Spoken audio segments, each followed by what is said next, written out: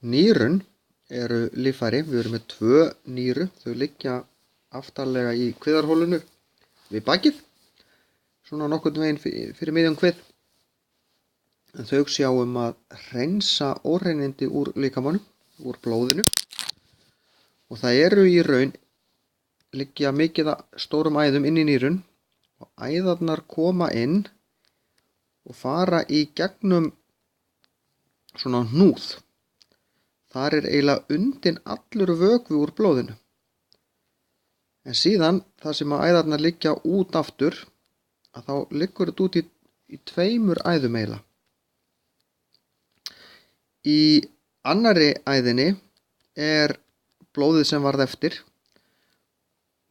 og það er mjög þykkt því að það er búið að taka mestan vökva, því að það liggur bara aftur inn í líkamann, en hitt dótarið, það sem að meirihlutan af vökvanum er, og þar eru alls konar efni sem þarf að losa út, að það fer hérna við hliðina. En af því að æðarnar liggja við hlið, þá fer meirihlutin af vökvanum yfir aftur, en öll efnin og óhreinindin sem eiga að fara út, þau fara niður í þvagblöður. Og þessir hnúðar, þeir skilja út, þetta er kallað frumþvag, það sem kemur hér út. Að nýrun þau búa til 180 lítra frumþvagi á sólarhring. En af því að það fer meirihlutin af vökvanum aftur yfir í blóðið, þá pissum við ekki nema örfáum lítrum á sólarhring.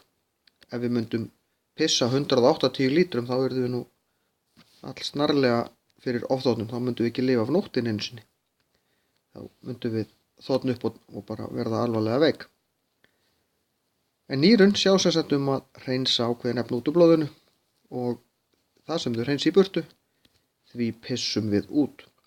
Þess vegna skiptir miklu máli að drekka vökva, alveg sama hvar við erum eða hvað við erum að gera. Við þurfum alltaf að drekka ákveðin vökva, því að ef að við drekkum ekki nóg, þá hættum við að pissa.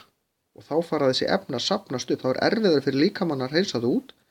Það er betra fyrir líkamann að við drekkum í raun það mikið að við þurfum alltaf að pissa, þá er auðvelt að hreinsa þetta út. Og einhvern tímann heyrði ég að maður ætti helst að drekka það mikið að maður pissi alltaf glæru. Því á morgnana þegar maður pissar, þá tekur maður eftir að pissið er svona gulleitara.